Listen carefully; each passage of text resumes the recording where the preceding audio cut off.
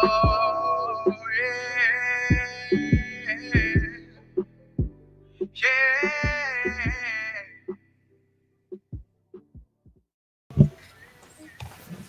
guys, and welcome to another episode of Taco Tuesday, where we talk about currency only. Today we are here with Professor Ross Nati, and the floor is yours.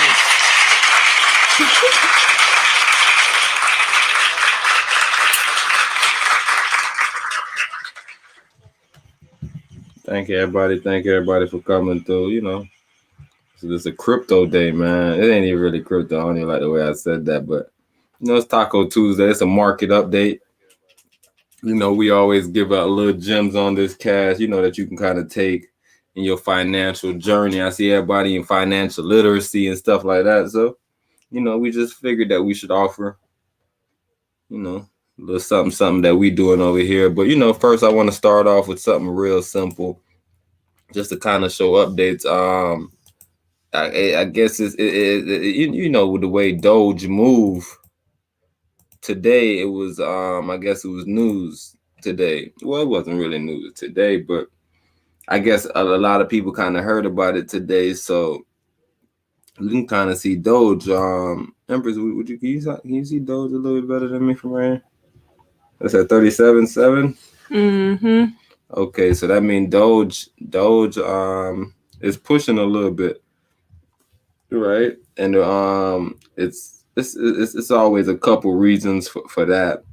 Everything goes up and down, number one, and number two, the most important one is news.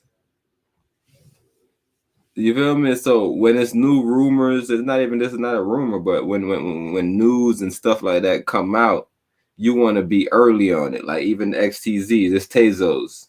I'm in Tezos. I feel like this is a short-term play. This is something that you feel me, go too crazy with. But it's right there next to EOS. If y'all can see it at 371. That the thing about that, bro, it's been holding pretty strong, and it's been performing. Man, Empress, you dumbing out with these charts, bro. That's what I love about you. But I want to offer one thing with the charts, though. I need Plies over here with the charts. But so this is XCZ. This is Tezos. This is another sort of like an Ethereum type of bro. I'll go in more on this, but like I said, this is not really a play to even be trying to hold on and watch too much. Even with Doge, it's nothing to be trying to hold on and watch too much. But I just thought it was super interesting that the news came out a couple of days ago, but I guess it's been super prominent lately, a day ago. So it's been super prominent about Coinbase Pro now having Doge, right? I remember when crypto.com, and my wife was telling me about it, they had a little survey or something that they did on their Twitter. It was on their Twitter? Mm-hmm.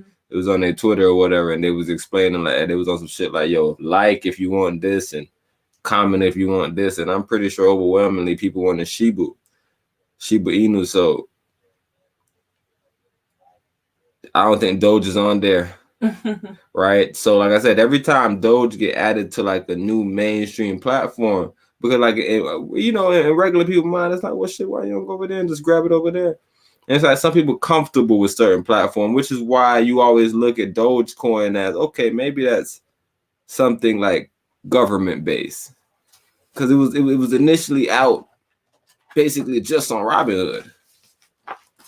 It was like really like this was like a Robinhood coin almost. But with Coinbase, you own the coin now versus just trading it. That's one good thing about Coinbase. Yeah, because I think that's the only thing that really kind of made the price kind of hike up is like, oh, wait, I can have ownership of these coins. Because if you look at all the trends, again, we've been saying it. If you look at Bitcoin, you can kind of determine where the market's going and everything else. But this time with the cryptocurrency space, Dogecoin's trending line is completely different because of the whole Coinbase Pro release. And while we're watching it, it's at 38 right now.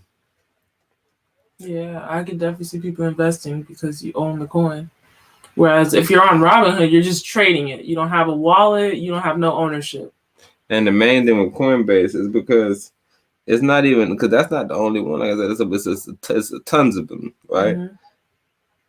I'm not even gonna bring up a bunch of names. Like I said, I want to do an individual cast where we kind of go more in depth on these different exchanges. But it's a bunch of exchanges that kind of offer it with the same system. Yeah. But with Coinbase, it's one of the biggest exchanges. Mm-hmm. So that's also important too. So it's kind of like a Robinhood. They got a lot of people over there. That's the main thing. It's a safe bet. Mm-hmm. It's not expensive, but their fees are high. But it's a safe bet in regards to the name and the reputation that they've developed throughout the years. So. Yeah, that's the thing with Robin. I'm telling you, like I be in conversation and people they almost lying on Robin. All right. And then some of the stuff they wasn't lying about, like the stop loss. I don't like Robinhood for that. Mm-hmm. So like if your John is below a number and you like, yo, sell it if you get to this number, they don't really got that. You can only sell it up. So if it go up, you can sell out of that shit, but you can't when it's dropping, get out of a position type shit. So definitely Robinhood got some bad parts. Like I said, it ain't really about no exchange being perfect. And another thing, BNB moving. I told people about BNB. Dot moving. I was trying to get in Dot a little earlier. Babe, can you see where Solana is at? 31. See, that's not a bad entry point. That's not a bad entry point. And the only reason why I'm saying it's not that bad is depending on if you're looking at the market. Right? So if you're looking at the market, I'm saying right now, look, Bitcoin just went down to 36.5 and now it's back up to 36.6. It's been holding this 36 level pretty well. So it seemed like the pullback is right here. And if we're looking at the trend line, you'll kind of see that it's gonna play in these zones until it gets to breakout. So like Empress was saying earlier, if you watch Bitcoin, you're able to kind of see what everything else in the market is doing. The thing with Bitcoin is so heavy that if Bitcoin moved 10%, Ethereum moved 20%. Polygon might fuck around move 40-50% because it's the weight of the stock. So when you see Ethereum running so much, that's supposed to happen. With something like Bitcoin, we need that to be healthy though. That's the health level of the whole market. Even if Bitcoin was to stay at 60 for a little minute, it wouldn't be as alarming. It would still have people coming in. But this time, what I did notice is, because they still trying it, so it's not done, right? Mm-hmm. This time, what I noticed is that the shakeout didn't work. So they sort of kind of confused. They like, hold on, if the retail investors getting smarter, are they getting dumber? Did they not see it was dropping? You feel me? They're trying to really figure out. So I feel like they're gonna keep it hovering in these levels and might even make it drop just a little bit to the 35. If it drops below the 30, if it don't hold that 35 level, I will kind of have a stop loss at like 33 just to get out the play. And I don't know, but I don't really see it dropping below that 35. Like I said, it's right here at the 36, and the 36 was supposed to really be your stop loss. Because if it got below the 36, then you could, all right, well, I can see it maybe going to 33, maybe going to 31. But right now, the fact that it's holding these levels, you're going to see other things. Other things is going to perform on different days. It's because the market is still pretty healthy based on Bitcoin recovering and based on it holding levels. So we got a support here, got a support there. Like I said, people are still anticipating a drop. So not everybody is fully back in the market, but based on what we've been seeing Bitcoin do, based on what Bitcoin did on that Sunday, it's a lot of people sitting back. Like I said, you got to understand the market also, right? So go in. So you're saying that there's some people that are pretty much looking into investing into Bitcoin regardless of what goes on. Mm-hmm. And then there's people that are like, no, it's a pump and dump of the whole market. Don't trust it. I'm not getting in yet. I'm gonna wait.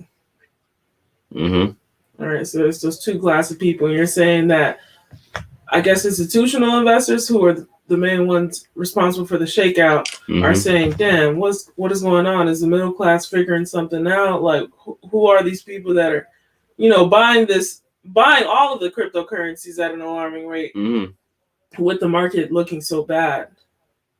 All right. I think it's the middle class whales.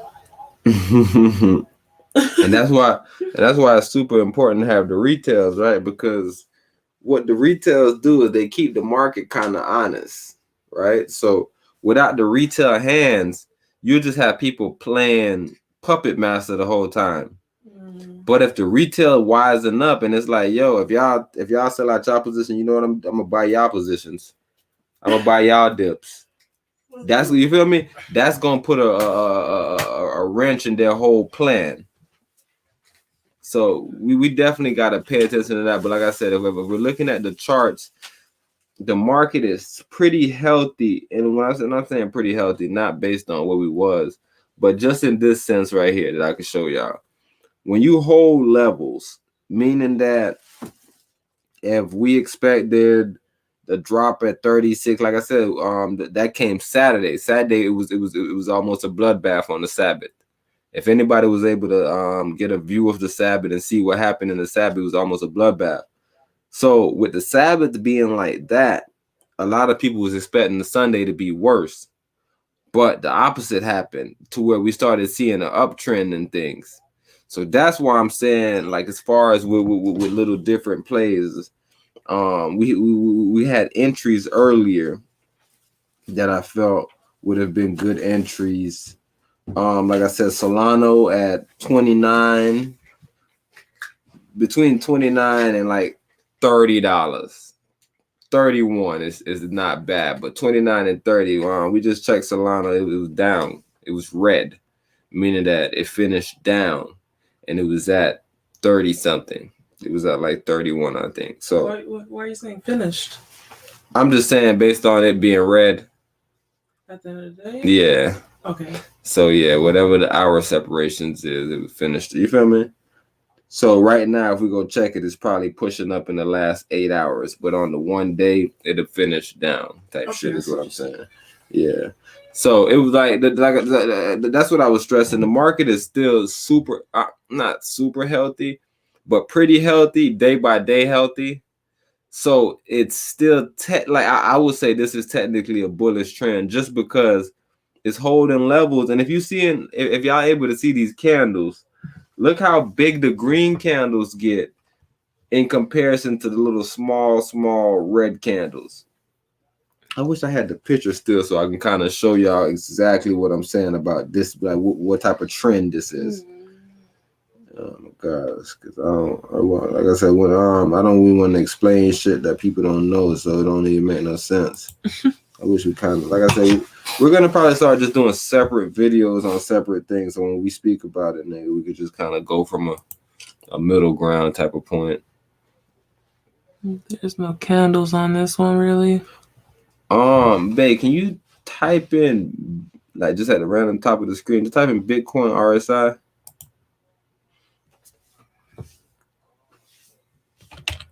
I kind of want to see something. Bro, where's the C?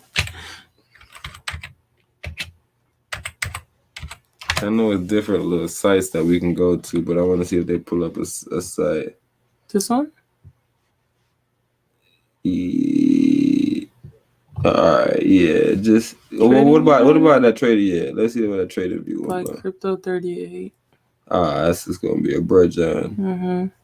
So it's not even live. But that's the RSI right there. Sure. All right. And there's different levels. So when it's at about 30 cents, it's oversold. I mean 30%. When it's at about 70%, you could say it's overbought. But those numbers are sort of kind of pointless in a sense that what you do is you look at the you see that line right there? Yellow, white, red? No, down there where the RSI chart is, which is all this right here. Yeah. So you see the line that you didn't make, the one that's already there? Mm-hmm. All right, that line right there. The more it overextends out of this light purple color, Mm-hmm. that's the further you are. That's technically being overbought. So you know when you get extended like that, you know that there's a pullback coming. So this is another way to read the chart. Say like if you're looking at the bars and you're like, man, the bars are kind of confusing. And what does RSI stand for? Relative Strength Index. I see. So wait, is this the same thing like with stocks when they have that line of resistance? That's how you get those lines of resistance, sort of, kind of, because you start RSI. Exactly. You start, but like I said, some people overuse it where they start using this to trade. But like I said, you got to go in there with an idea and then see if this kind of validates it. It's like if you're kind of day trading or something. Okay, so yeah, that's the importance of this. Like I said, a lot of people they feel like it's hard to read the candles and things like that. So you can really just look at this RSI shit, and whenever you see it overextending itself, you wait. So you don't buy in on the overextended RSIs. Mm-hmm. But when you see that it's oversold, now you say, okay, that's super interesting. Well, they selling it a lot. I have a chance to, you feel me, make something, because look right there. You see that small dip over there on the first one. This one? Is that me or you? Oh, that's you. Me. Okay. Sorry. No, you thugging it. But from this first dip, you look at this right here, bro.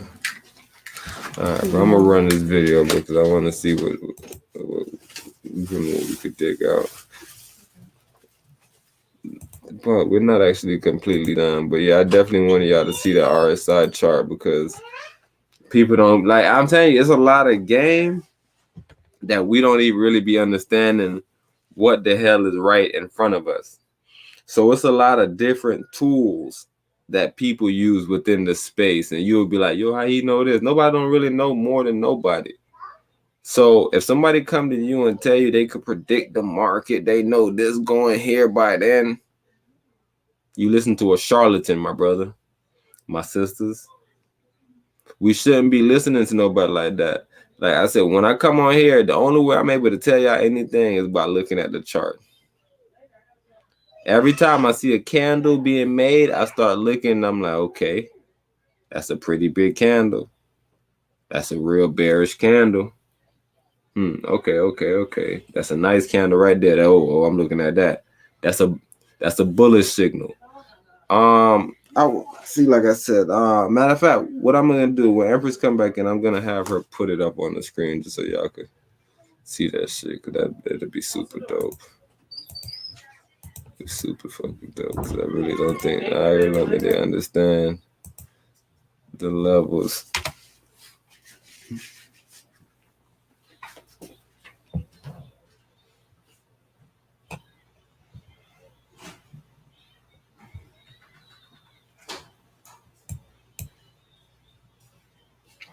I'm about to play this quick Sebastian Telfair clip real quick. Man, I don't think I was sharing the audio initially on the other one, so because I put this burr in that same spot. I gotta tell them boys stop showing me that. They slowing me down. Huh? What's wrong? Oh, every time I pop up, they tell me some nonsense. And that's like one of the first jobs I want to tackle. Empress, you hearing something like that, you feel like that's a brother making an excuse for himself? Or do you feel like it's some truth in something like that, a statement like that, where he's saying essentially the guys that make the most money, I don't matter who you are, but for sure, if you made a lot of money, the life you set up for yourself is more expensive. So God willing, the Most High given, he gives you life for another 40 years or 50 years, then you 90. How do you sustain that living? That same thing Kevin Samuels always do when he talking to young ladies, right? And he explain, yeah, you making some good money right now. But what about when you're not making good money? Do you have enough investments? And like, so now that was also placed in front of him where it was like, well, you need to do investments. Like the greatest investment you can make is when you have a family, you have a wife, and you have like a unit. Not even. Because we've seen marriage become misconstrued into some ceremonial hogwash. So, yes, finding a wife and getting married is a plus, but I think it's really just not becoming atrophy to like learning. No, how do you do that? How do you become the greatest basketball player and focus on anything else? Um, I don't think that's possible. That's what I'm saying. Oh, I was answering your initial question about like them. How do they maintain the money that they Okay. receive? And what you were saying?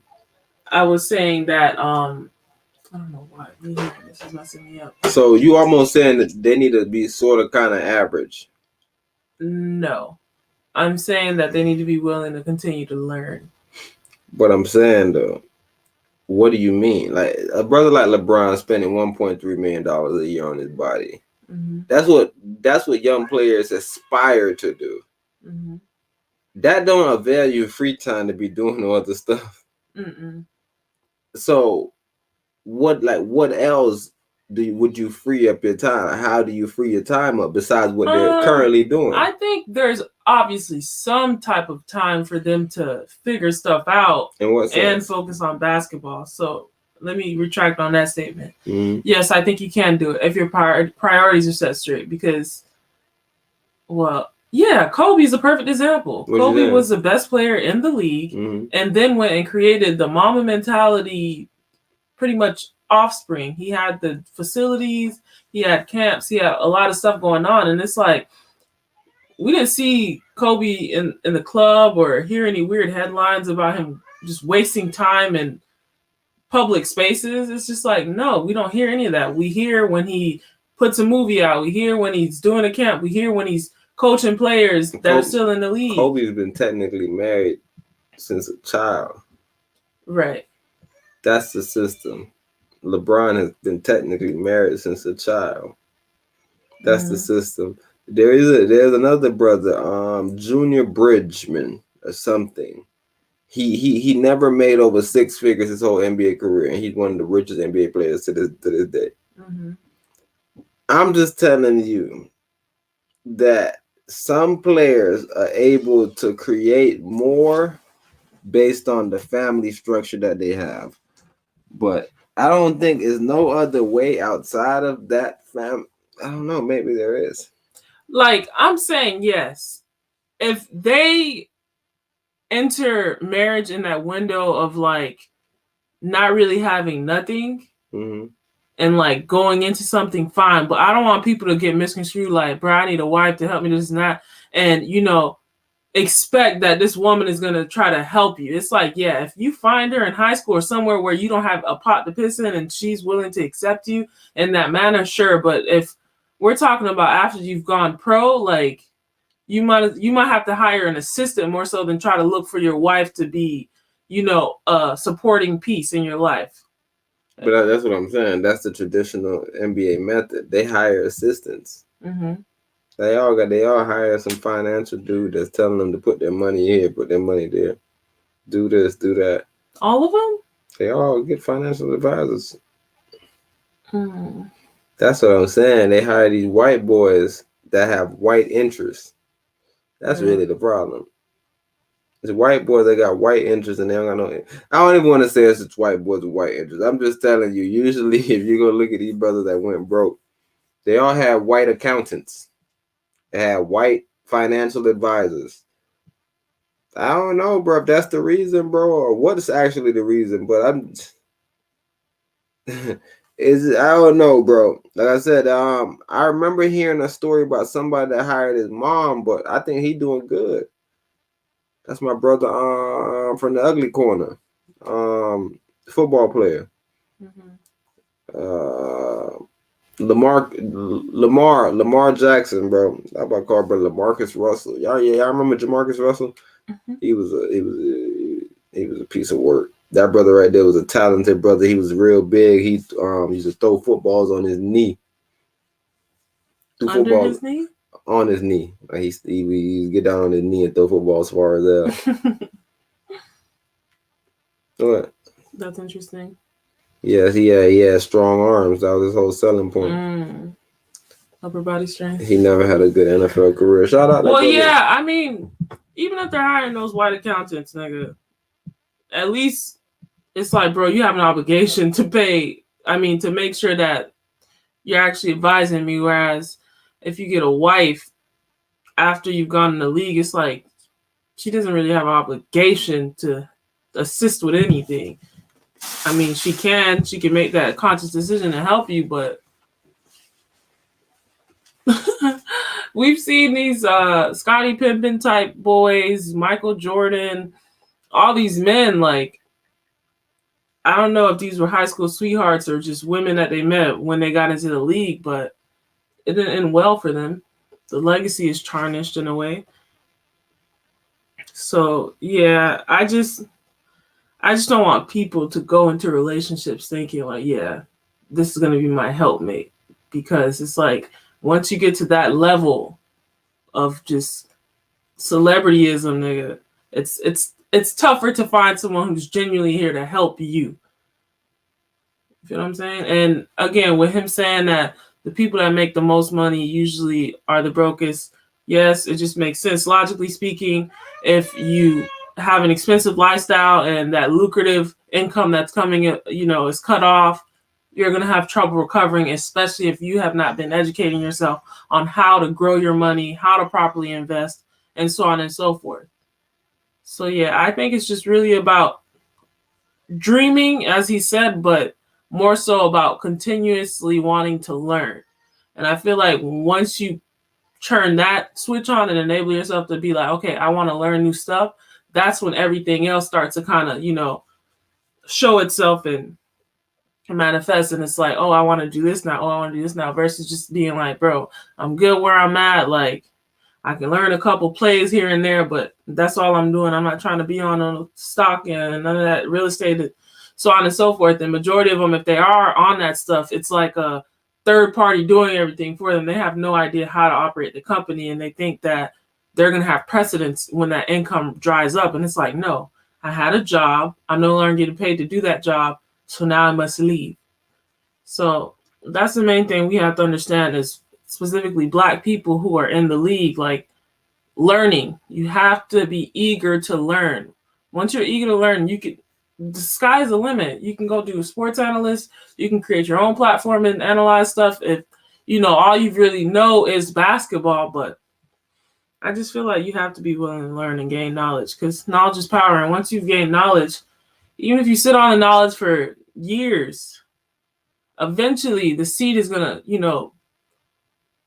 push something out that you've grown and you've, watered and nurtured. So that's the main thing that I think people need to focus on, bro. That's the brother Junior Bridgman. Like I said, I remember his name, but his highest contract came during the 1985 season with the Los Angeles Clippers when he earned $350K.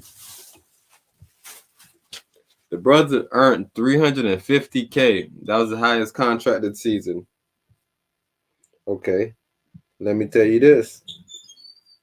But he started putting work away from the court for his life after his NBA days were over. And it all began inside fast food chain Wendy's. So OG started with something real simple, Wendy's. He worked inside the Wendy's. He studied the franchise business before building and opening up his own Wendy's. So I studied y'all. I opened up one of the franchise so I can get the first-hand John. And listen what I did. Now he is Wendy's largest franchise owner, holding the ownership of over 160 restaurants as of December 2019.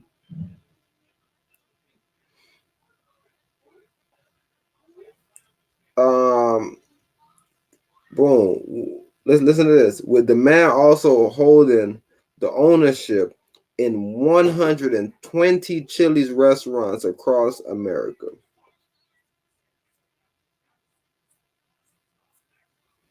And what he did is what I come on the cast, right? And I tell everybody that we need to do. I said, yo, we need to kind of look at this shit a little different. If we all come together with our wealth, we can buy more, right? So I told you the 160 Wendy's, the 120 Chili's.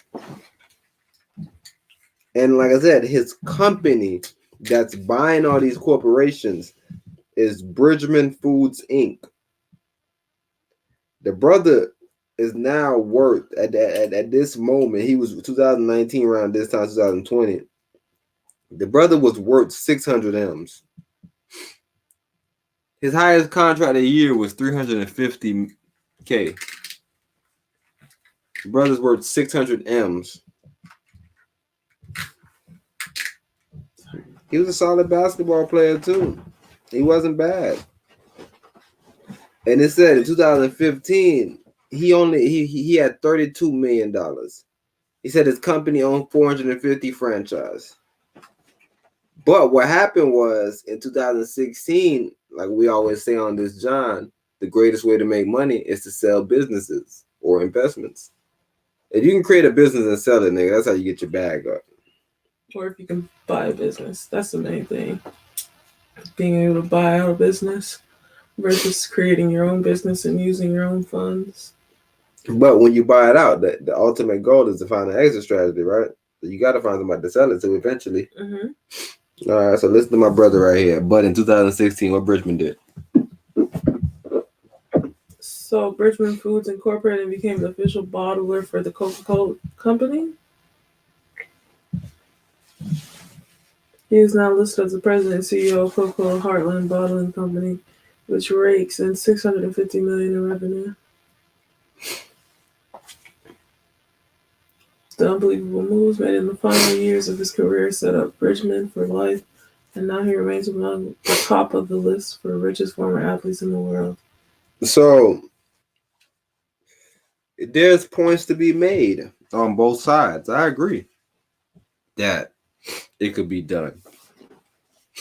I don't think it's so easy to be done. And it's even harder in this generation. So I remember talking to somebody and letting them know, like, yo, man, athletes, bro, it's a tough time. Them boys be going broke. And they was explaining to me, and man, these new athletes, they smart. Bro, I could show you a video right now and show you how they spent their first $1 million. They're not smart, bro. And I'm not saying don't enjoy your money, bro, but your first $1 million should be investment. We're not going to say they're not smart. They're smart in their own right, but they're not financially literate. So they have a lot of people, a lot of third parties doing their work, which is kind of leaving them in a place of not having any skills or abilities to, conduct business on their own. So again, if they don't have money to pay these people, these positions are kind of made vacant because there's no revenue coming in. It's like, bro, I'm in charge of your accounting and I'm looking at it, and your priorities have offset so bad that you're in the negatives now. And I know if you're in the negatives, that means I'm in the negatives soon after. So yeah, I gotta go. But we're not gonna say they're not smart. They're smart in their own right. So whatever they know. What they know? Basketball. Yeah, but if you're saying they're smart in basketball, then I've never seen them. You say they're not smart nowhere. I don't know where they're smart at, but not in basketball though. They're athletic. They jump around. Damn, bro. This you with a I was about to say, bro. Is you who this is, bro? This you looking like Brother Panic. Yeah, that's what I'm saying. That's me running late. Hey, shout out to you, OG. I know you gotta. Man, we were just playing Sebastian Telfair, Brian. He was just saying how NBA players, they kind of got the system set up for you to be broke. So me and Empras, we was just kind of just trying to figure out, is that true? Can you still make money? Bro. I feel like NBA players are better set up than the football players, honestly. Yeah, I don't know, bro. NBA players be Democrats. You get like a game check. You feel me? Like you get a game check, right? For who? Don't basketball get a game check? Hell no. No, they get a game tax. Everywhere they go, they gotta pay a tax. Yeah, they don't get paid per game. They get paid just like regular employees get paid. So they get paid every 2 weeks. The first and the 15th, month, right? Nah, that's the first and the 15th. Oh, for the salary? Yeah, that's what that is. That's crazy. That's every 2 weeks, right? A salary? I thought it was every month. Them boys get like just because it's such a big amount. Them boys get a game check. Like the football players, like they get a game check. Like whatever they negotiate for their contract for the year, they get that. Then they get a game check, but then like you feel me, they be doing crazy shit. Like they'll have the trainer say like, you know what I'm saying, like you're supposed to get a bonus after playing like however many games, but then like boom, or getting so many passes, and then boom, like you feel me, you have an athletic trainer tell you, tell you like sit out this game, or tell your coach tell you to sit out this game, just so they won't honor that bread. So I don't know. Oh nah, they do that in every aspect of life. My mom worked in she still do, but in the teaching situation, and when she was a sub, you know, subs could only work a certain amount of days in the same class. If they work over that day, they're technically a full-time teacher. So what they'll do is they'll just just rotate you out to another class and just rotate you back in just to break the day cycle and start it back over type shit. All right. So yeah, the 1st and the 15th, or the last month and the 15th. I mean, last day of the month and the 15th. Yeah, for salary paid people. That 1st and the 15th, bro. You know about that shit, bro. Man,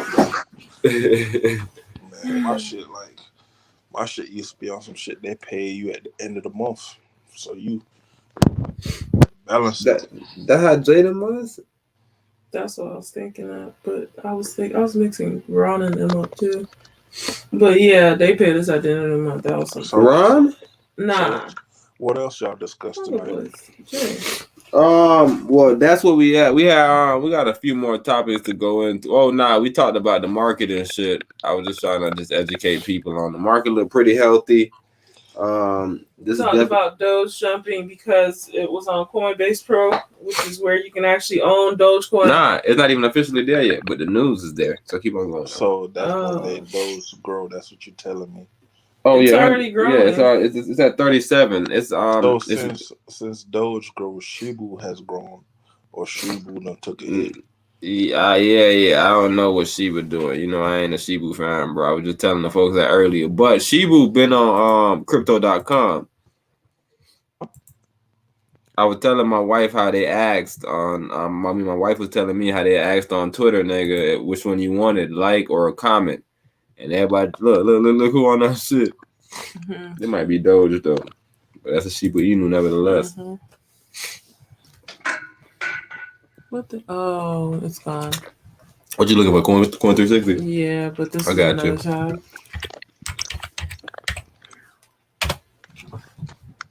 Oh, matter of fact, because you're not in your John. Let's finish out the Sebastian because you can really pull it up in your John. All right. Yeah. Hold on, what's going on, Sebastian? Sebastian muted. What's going on? Oh, you can't hear nothing, bro? No, bro. What is going on with Chisholm, bro? You got ears, bro? Was you able to hear that video? I can't even hear Chisholm talking if he talking. Chisholm not talking because I don't see his mouth moving. I just seen him unmute himself. Look at Chisholm nigga showing up late to the pod with that motherfucking outfit on. But yeah, Chisholm, this Shibu, bro, it's down 5. It was just 5.3. So it's going up a little bit. 5.2. It's down 5.2 now.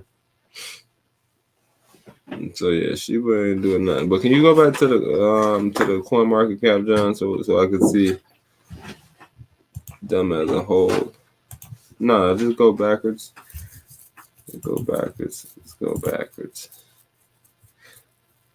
Damn, look at that USDT nigga a bit high. ADA making some move. Look, Doge 6. All right, so Doge falling back down though. Mm-hmm. So it went in test. 377. Nah, it went to 8. Oh, Yeah, it went to 3.8 at one point. I just like 377. And Polka Dot was up with 5% on the day. Doge is up 11% on the day. So this is exactly what we were saying about Doge really performing.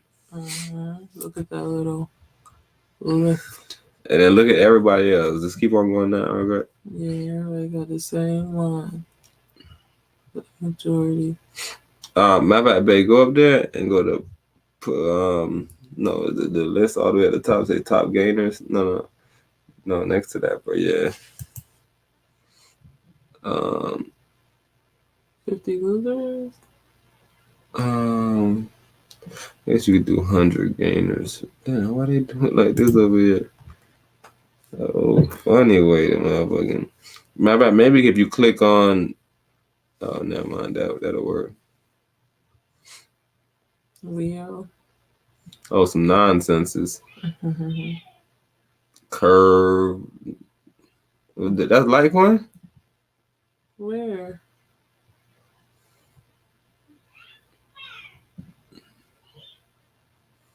What, 36 now? LTK? Oh, that's Litecoin token. That sounds different. Look at it. It went up 11%. So where was it? This had to be another zero on this number right here. Keep on going down real good. Come into it. WPP. They don't even know what the market cap is. Unknown boy. Them boys worth more than them other boys though. 11 cents. This one? Yeah. Nah, the one that you. Oh, damn, that's not the same one. 9 cents. Okay. Not even. Almost. They don't even know how A much. penny. They don't even know how much supply is out. This is 11 cents, but this right here is not even a penny. Keep on going down. Let me see. I'm looking at a few more. Bible Pay. Bible Pay at 15% on the day, nigga.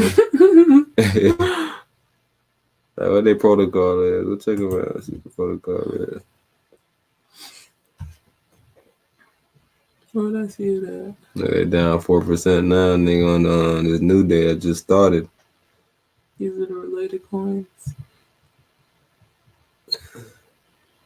Envy, Solana, and Polka. Go up some. Well, all right, keep on going now. Oh, it's gonna be related news. Okay. Nah, keep on going down real good though. Yeah.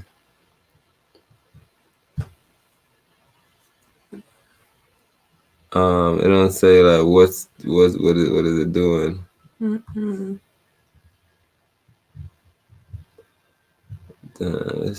It's saying what it's doing in regards to numbers, not what their functionality is. I just noticed that they were. Related news. Nothing. What markets are it in? Is it in right there next to related news?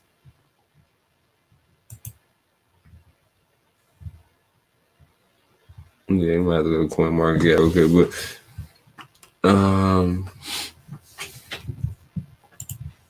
matter of fact, go to their website. Just click on them. They got their website next to them. Should we share it? A Christian cryptocurrency. That funds charities. Chisholm, bro. If you on here, bro, we can't hear you saying nothing, bro. Is it us, bro? Is it Chiz, bro? Is it Chiz send another? Is the Chiz send another message, bro? Yo, man, I don't even know why we sound so low. I know you always turn this stuff down. Yo, yeah, I'm pretty sure you had to turn down. Chisholm, bro. I don't know if you can hear, bro.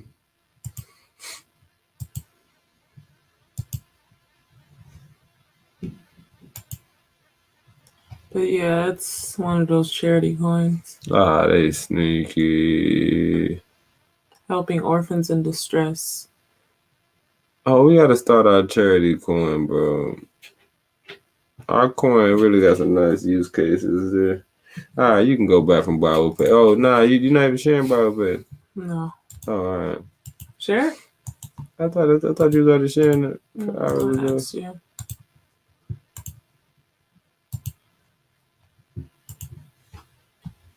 But yeah, Bible Pay, Christian cryptocurrency that funds charities. We are committed to being helping orphans in distress. No pre-mine, no ICO with sanctuary governance, spreading the gospel of Yeshua.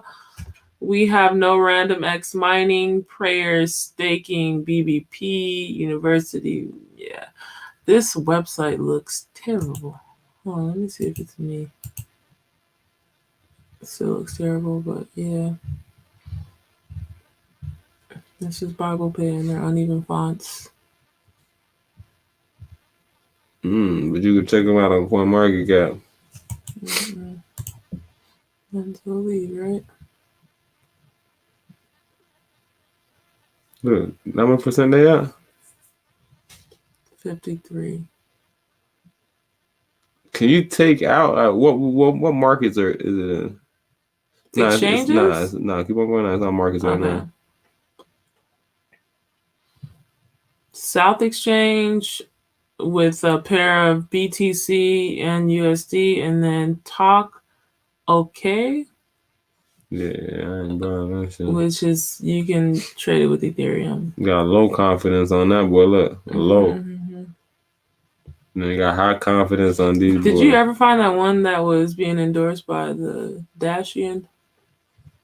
Yeah, I've been buying the Emacs. Okay. I thought you said you couldn't find it. No, I couldn't find it. No, I told you I found it. I told you it was something funny going on with it. Can you go look for it on this joint? Yeah, I told you it was on the other one. They were saying this not the real one. It's right there. It's a popular coin right now. Which one? This one? Yeah, that bit going down. She's at 45 cents. Yesterday when she first, it was at 40. It was at like 50 something or 40 something. And after she said something, I think it went up to 60. Like go down. Look at that chart. Oh. That chart is just going flat. Blow. Shoot. And when was this? May 27th. And I would say what it had to be yesterday. Keep on going there. Yesterday. What it is? What date you on now? May 29th. We did a cast on that day, I'm pretty sure. If I had to be Sunday, I think. Wait. So maybe it was Sunday. On what day? The day it went up? The spike, yeah. So it might be that peak right there. What number is that peak? This one or this one? The peak, Empress. The peak on the chart. This one. Yes. Okay, this one I was just on, so that just confused me. Nah, you're not on it. Yeah, now you're on it. Saturday? Nah. A Saturday on the 29th? Oh, what's possible? Because we do the show. No. Yeah, Friday. Friday at Friday. Okay, so maybe it was Saturday a Friday. At 12 a.m. makes sense. It was a Friday show. And no, that's 12 p.m. Nah, what it went to though? Because I'll be able to tell based on the number. It went to $8.40. Huh? It's saying that in regards to the exponents, so the zeros. I don't know how to read that part though. Yeah, no, this is madness we looking at right now, bro. Yeah, I think the exponent. So you know how we see right now at the 44 whatever? I think this was 8006 blah blah blah. Because it dropped, right? All right, let's see where it's at right now. That's the price. Yeah. So the same amount of zeros, which is that E minus or -7, and then 446. Because every time I even hear you say, it's at 4 cents right now. I'm like, man, this ain't 4 cents. But I see what you're saying, because how do you say this in layman terms? Now, what I said was at 4 cents. Oh, when I was saying it's at 45 cents. Mm-hmm. Oh, yeah, I'm just calling out the first two numbers. Right. Yeah, I guess I should stop saying cents, but it's at 45, y'all. Whatever that number is down there. 1, 2, 3, 4, 5, 6, 7. Yeah, with 7 zeros in front of it. Yeah, I need to figure that out when I get off the pod. But all right. So with this, all right, let's see. I want to see news if they mentioned anything about it. Bitcoin stated activity. These are just random jobs. Yeah, ain't nothing to talk about here. None of the lames. Lames with their lame problem, but definitely these shits is weird. Bible pay, bro. I'm not here to bang on you, Bible pay. You might have a good cause, bro. A great cause. But come on, man. Bible pay. You sound like Biden pay. So this nigga out here.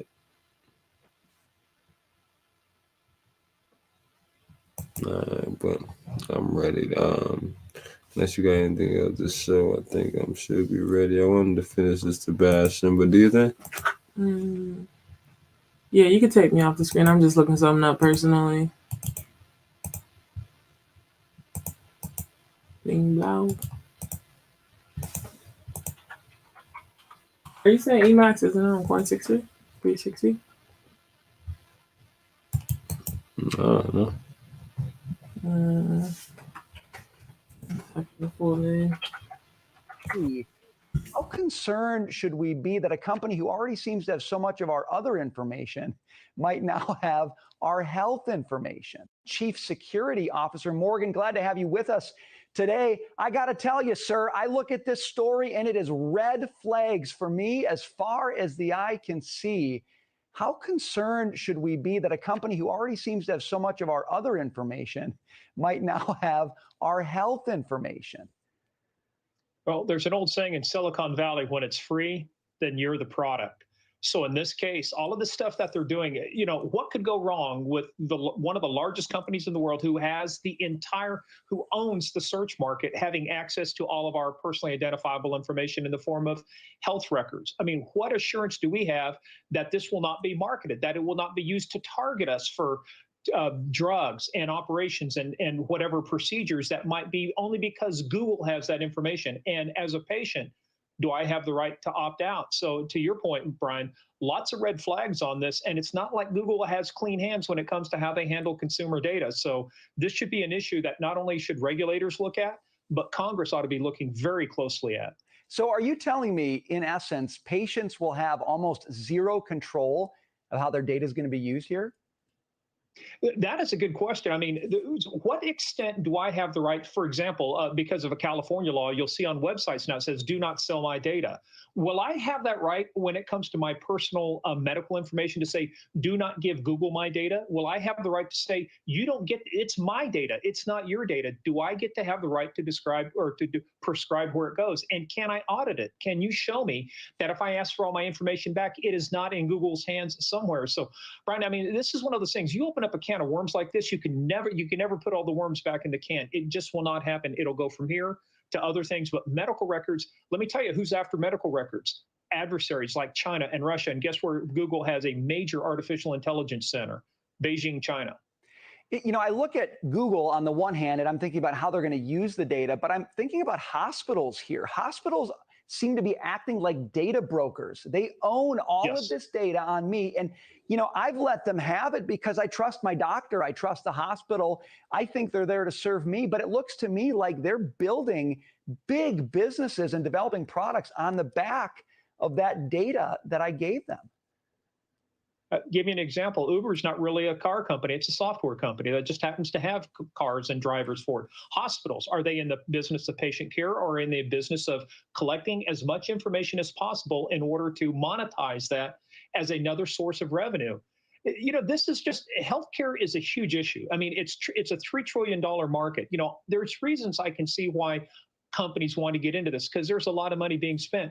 But you have a company who has made its business model about analyzing data, identifying patterns and habits, and then marketing and selling ads targeting those people. You're going to have a hard time convincing me, and I'm not the only one, and others, especially regulators and regulatory agencies, that they are not getting an unfair advantage in terms of targeting, but using information that they would not otherwise have access to, that I would not voluntarily give Google, that they're now using it against me in terms of ad targeting and selling things. Morgan, I'm also interested in this idea that the data is going to be used to develop algorithms for treatment purposes. That also makes me uncomfortable. Does that mean that doctors are going to be looking at, something, a formula that Google developed has spit out and says, well, you know what, given these symptoms, this is how you should treat the patient? That strikes me as a little bit Orwellian, but maybe I'm just too nervous, Morgan. Your thoughts on that? Well, depending on what day of the week it is, you could type in certain search results during election seasons. How many times did we hear that when you typed in one candidate's name, it brought up positive news, and when you typed in one candidate's name, it brought up totally negative news? So the question is will it be structured in such a way that it recommends only those procedures and solutions and products that Google has a relationship with, or that they have, quote, endorsed? Or will it be actually judicious and say, no, look, this is what we're seeing? But I will tell you this, O'Brien, I just had a discussion. A friend of mine is the assistant laboratory director at Idaho National Labs. You can change just 2 pixels in a picture and using artificial intelligence and change the outcome in identifying tumors to where, 95% confidence it's a tumor. Nope, 95% confidence it's not a tumor. We've got to be careful to put all of this kind of power and technology. At some point, there still has to be a human in the loop and a human on the loop making decisions, because I don't trust machines to make health quality of life and healthcare decisions for me. I still want a human in there. I know that they need assistance sometimes, but I'm very concerned about. I'm trying to figure out, is this something to be sinister about?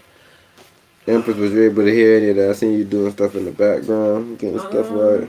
Yeah, I heard the gist of it. They're saying that they're offering health data to data mining companies. But the main thing is Google just struck a deal with a health, one of the largest health companies. And they're saying, okay, knowing Google and knowing how they move as far as with data, do you trust them in the space of acquiring? Because like I said, we say Google strikes deal with hospital chain, right? So they just struck a deal with a hospital chain. Mm-hmm. Yeah, no, I don't trust it at all. And then the main thing that he was pointing out was also that they got one of their largest data mining facilities in Beijing. Mm-hmm. So he was saying, nigga, that right there is detrimental, because first of all, it's our health situation that we know, y'all. Mm-hmm. And now y'all mining this data and y'all got y'all facilities over here in China. The bird that we scared of getting our data anyways. Yeah, just no. If it's a matter of them secretly taking data, yes, fine.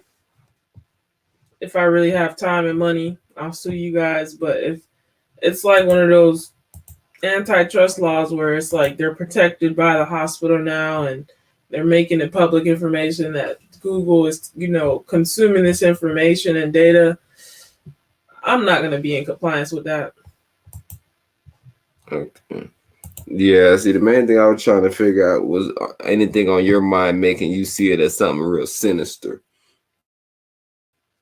But you technically was saying yes. If it's sinister in the fact of capitalism and they're eventually going to, sell this data off or use it in a manner of profiting monetarily, yes, I think there's some sinisterness behind it. Because it's like, what? Why did they strike a deal? Like, what's the actual functionality? Like, what are they going to actually be doing with these healthcare companies?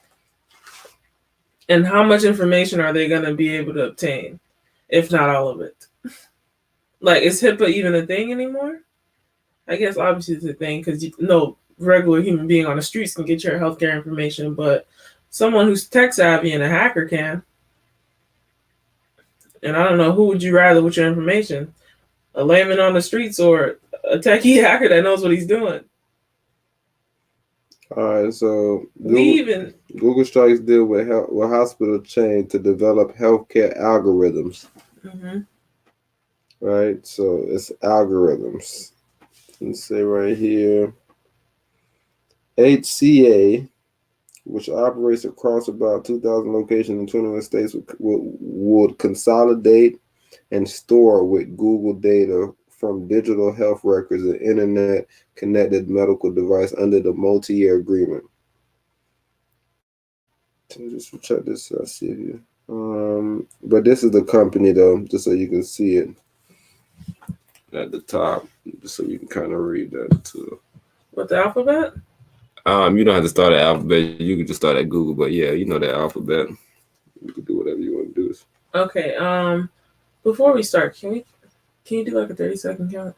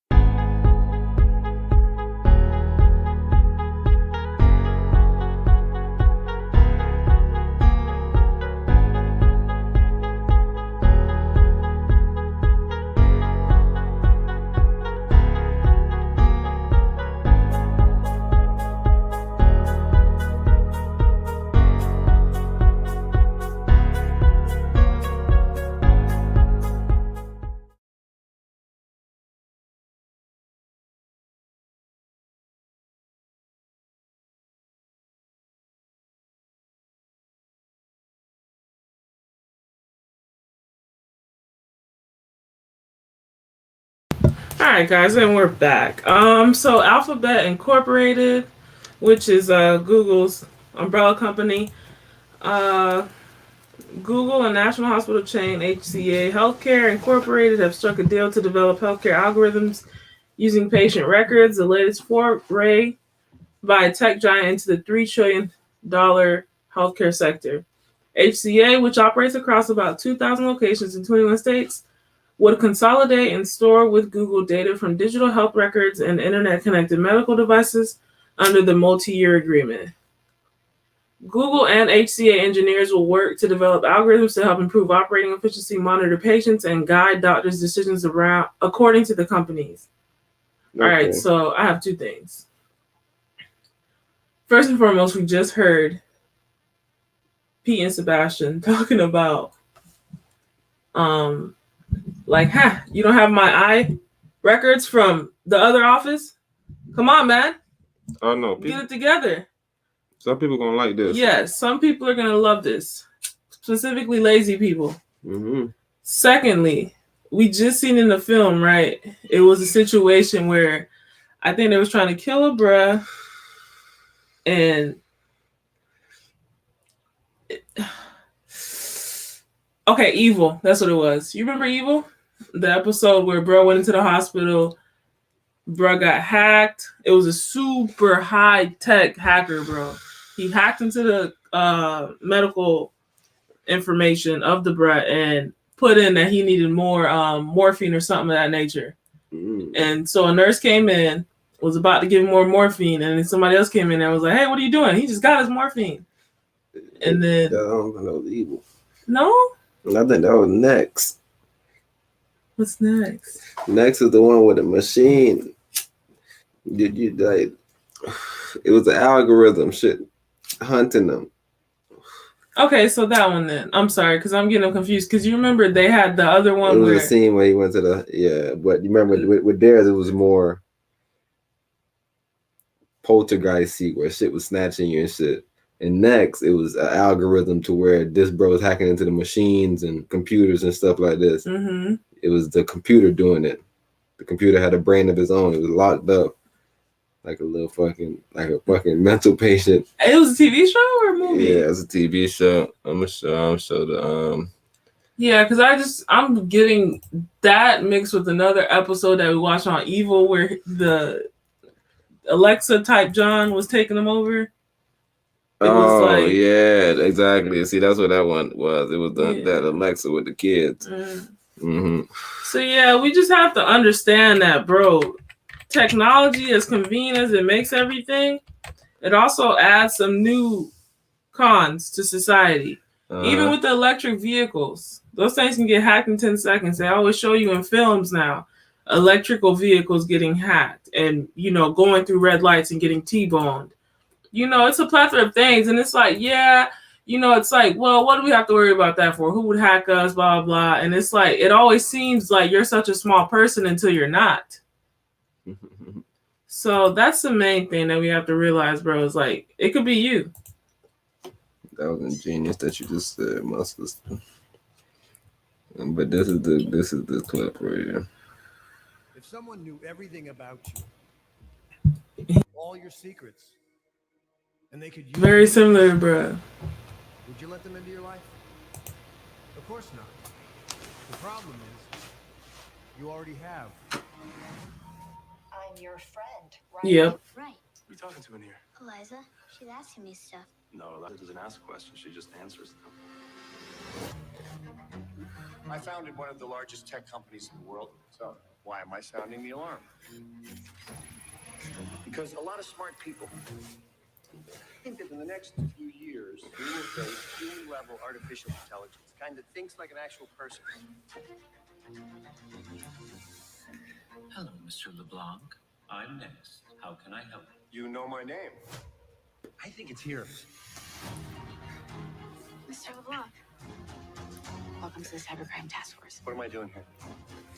2 weeks ago, I noticed something strange. I'm almost positive this is not a person. It is not happy that I found it. Dr. Weiss was killed in a series of cyber attacks. This is happening. Until we stop this thing on our own. They showed you that exact healthcare scene where is that EEGs when they're taking your heart beat and all that stuff. I can't think of it right now. Well, yeah, I don't know. EKG or E, one of the two. Okay, yeah, I don't know the specific name, but those monitors that are, monitoring your heartbeat, blood pressure levels, so on and so forth. In this short clip that they show you, this guy's on a ventilator, and the ventilator gets hacked via some type of system, tech software system, and they kill him. They flatline him. So yeah, it's this one called EKG and this ECG. What's EEG? Actually, they saying right here that they could technically be the same. Electric ECG, EKG, redirect. All right, is the process of producing an electrocardiogram or ECG or EKG. Oh, that's some chemist stuff right there with the EKG. It is a graph of voltage versus time of the electrical activity of the heart using electrodes placed on the skin. These electrodes detect the small electrical changes that are a consequence of cardiac muscle depolarization followed by repolarization. Depolarization followed by repolarization during each cardiac cycle, i.e. heartbeat. Changes in the normal ECG pattern occur in numerous cardiac abnormalities, shout out to Linda, including cardiac rhythm disturbances. Yeah, so Inadequate coronary artery blood flow and electrolyte disturbances. So that's exactly what we were saying as far as, because you see he started out, he was like, what if they already, like, would you allow somebody to know everything about you? And he's like, well, they already do. It's too late type shit. Mm-hmm. And you see him coming there, he talking to his jit with Alexa. Who is Alexa? Who John is that? Amy. All right. And Amy already got into it. Amy got into the surveillance scene, right? They did a little data testing with the Orlando Police Department here in Florida, and Orlando Police Department said that they insisted that they were done. They're not going forward with it. We tried it out for a year. It wasn't cost us too much, they said. I don't know when cost ever been too much for y'all. I be seeing y'all spend money on bullshit. But shout y'all out for doing y'all wild shit. But yeah, this little clip of the little movie and finish it out for y'all, man. Y'all got me in the TV show. To get rid of us. It's cameras, cell phones, anything with a lens, a mic, or a sensor. Something's wrong. We need to find that and kill it. You see where I'm going with this? Not in the slightest. This guy's your boss. Oh, that's not helpful. It's happening. You sound paranoid. No, I don't. What are you doing? Mind your own business. There's nothing there. This thing is coming for all of us. Don't tell me you don't believe me. I don't know what to believe right now. Use that table. It's going to kill millions of people. Who's after my family? If it can't get to you physically, it'll get to you emotionally. You have to trust me. There really isn't anywhere that's safe, is there? I'm afraid there isn't.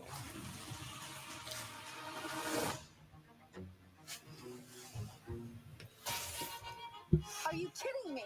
I promise I'll get you another one. You think I own half this company? Great. Next time we take your car. Oh, GC, I think I own half this company. Don't worry about it. And look, we speak about, I'm telling you, bro, everything is a Taco Tuesday topic. We speak about that too. We speak about, be careful about where you shop at, because you might be furthering your enslavement. And I'm not saying we all could be perfect, but just make sure we're at least invested into the companies, bro. That's all I'm saying. Vanguard Group own Walmart, they own prisons, they own us. I'm just thinking about that in an even deeper sense of them purchasing a marriage license. Oh, that's the worst one. Be careful where you shop at.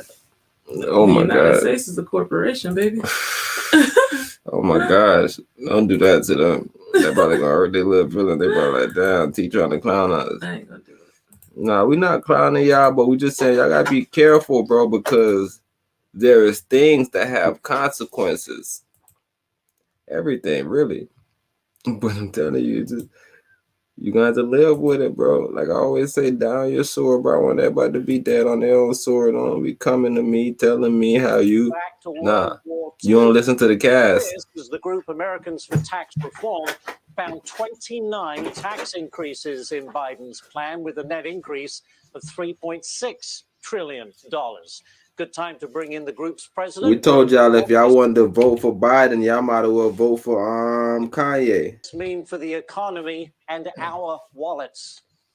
Not good news for the economy, not good news for your wallets, not good news for middle class, small middle class taxpayers or small businesses. 29 tax increases, $3.6 trillion in higher taxes, 87,000 new IRS agents with something to do to go look at over your I want to put myself on the screen now. This raises taxes on small businesses, on large businesses. The corporate income tax increase will increase the utilities of all Americans, utility bills that Americans get. You don't have to be rich to pay a gas tax, to pay a tax on your gas, on your electricity. Why? Because utilities pass on legally all federal taxes straight through to consumers. So when Biden looks you in the eye and says he's only going to tax rich people and corporations, his corporate income tax on utilities will be paid by you, and every small business that uses energy will see your prices go up, your cost go up, the cost of energy go up, because taxes are a cost of doing business or selling anything. So as we recover from COVID, we've seen the travel numbers over this Memorial Day weekend just bursting out. What does it do to the economy right at we're at this stage of full recovery, or at least getting towards full recovery? Well, I think you're going to see some very good news as the blue So, states I've open up. Kingdom You've Boy. seen the red states have a significantly lower unemployment because they've opened up. When the blue states realize that COVID is in the rearview mirror and they open up, we should see some serious growth. What we won't see, unfortunately, as these taxes go in, the capital gains tax that they're almost doubling, it's going to be twice as high as China's. The corporate income tax is going to be higher than Europe's, higher than China's. When we get ready to compete, thinking we're going back to the 2019 strong economy, which that year the median income for a family increased by 6.8%. Median income, $4,400. Not a check, an increase in your income, the median, not rich people, not poor people, the median. That means tens of millions of people saw similar increases. That was huge. We don't necessarily go back to that kind of growth because tax increases and the inflation coming from higher spending. And none of this is indexed. All of this talk about, I'm only going to tax certain people. You and your children and your grandchildren are going to be much higher tax brackets because inflation. It's interesting because the wealthy and the big corporations, they have a lot of resources, a lot of fancy tax experts, and always find a way around things. But it's always the middle class, is it not, that's left handling the bag. My question to you is, you mentioned that the cost of everything going up, the price of everything being, the cost being passed on to the consumer. Is that where the middle class gets hit hardest under this Biden tax plan? That's a big problem. They get hit hardest because of the lower wages you get. The corporate income tax is largely paid, more than half of it's paid by lower wages and less employment. And some people think it's as high as 70%, other 50%. But they're looking at a $2 trillion increase in taxes on businesses. $1 trillion of that is going to come out of the pockets of people with lower pay. Why do we know that? It's not just theory. Because when we cut the corporate income tax with the Republican tax cut, you saw the median income raise, again, $4,400 a year, 6.8% increase. That flowed from lower corporate income taxes. Reverse. And look, I really want that to be superimposed, bro. That it's not theory. These things that they were talking about were literally just recently done. And we reap the benefits of it. This right here is complete opposite of what just was just recently done. And I'm always, like I said, bro, this isn't about politics on one side or the other side. Cause like I said, bro, I'm black in America, bro. I don't really choose sides. But if we understand our values, bro, our values align more with conservative ways. Not Republican, not Democratic, conservative ways. You could be a conservative Democrat. You could be whatever you want to be, but I'm just talking about the ways where it's like, yo, the Most High said we don't do that. No, we're real religious. No, we don't really want nobody around here giving it up like that. No, bro, on drugs, no, we don't really want nobody on drugs over here. When you're younger and you don't have that much to lose and you really haven't calculated the longevity of it, you play these games. So even when you hear the brother Kwame Brown, the brother Kwame Brown has been trending this probably the last 2 weeks or so. And when you hear that brother speak, that's what he speaks on, right? When he say, yo, let's stop making it seem as if there is something holding us down as a whole. Because there's people like me who y'all call a bust, but I was able to do this and do this and do this and do this for my mom, do this and do this and do this for my family. And I was able to make this amount of money and be able to, you feel me, be able to reap from some of the things. We have to stop looking at basketball as the end journey. If you now look at it as the vehicle, that's when shit get cold and get real malleable in a way, right? So if you look at it as a vehicle, wherever it takes you is where it takes you. While you're there, you're using it as what it is. Because the next location that you may go to, because look, once you use basketball as your vehicle, you get the basketball become your vehicle to get somewhere else. Because basketball initially was your vehicle to get to the NBA to get a check. The NBA becomes your vehicle because look, you on TV, you become some popular player, you find some way to brand around yourself. You like I always tell all my homeboys that play overseas or even play in the NBA, I say, yo, main thing y'all need to do is come back, do camps, do things like this, have merch or whatever. I always tell my homeboys overseas for sure, bro. To have merch, bro, because that'll be cold. Have merch, take pictures of them folks, man. Because what people like is ambiance, and they like to know that there's a group of people on this wave. You know, most people aren't as brave as some people may portray themselves to be. So you got to take that into your calculation. So whenever you offer something to somebody, you got to come with, okay, bro, peep this though, what I got going on over here. Like you almost like a second gen adapter of the situation. I already had people that was base level, ground zero. Had people that came in on the first floor. You feel me? You on the second level. I'm not knocking you, but you feel me? I got things going. So now you feel me? Now it looks more attractive to somebody on the second level. It's the same thing with stocks. We believe in something, right? So we come on the cast. If you go back almost a couple of years ago, I said a couple of years, like a year ago, bro. We were just telling y'all about the AMC play, right? And we say, yo, don't look at AMC as a meme stock. Look at AMC as a recovery stock. Why did I say that? Because it's clear as day. It's fucking my bad for cursing, bro. I said I won't curse on my. It's AMC. That's a theater. That's somewhere that we go and we enjoy. Even during the pandemic, you started seeing things where drive-in theaters was popular because people wanted to get out of the house and they wanted to experience that big screen. You already knew that AMC had the wealth, right? AMC, even once they ran to, I think AMC went up to, maybe they went up to 20 or so, or 15 or 16. They ran a little bit and then they pulled back to about 8 or 9, right? But the importance of that right there is when you see that, when it ran up, remember what they did was they sold some of the shares to get more within the pot to be able to make more investment for the company.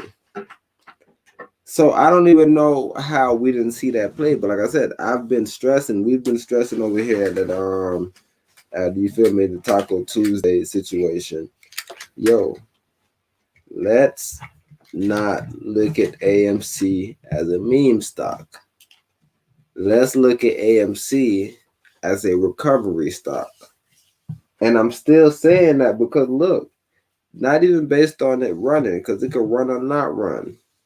Right now it's at what, $30. It could run or not run. People expecting it to go to 50. I wouldn't advise nobody to buy it right now. I feel like it's high and it's ran hot. I'll wait for another pullback and I will yield farm with everything. We got to stop being so caught up on, yo, that nigga taking the ride. Let me jump on the ride with, bro. That's not how we do it. I always say, look, right now, let me see if I can make a trade just for tomorrow that I can bring back to the folks. Bro.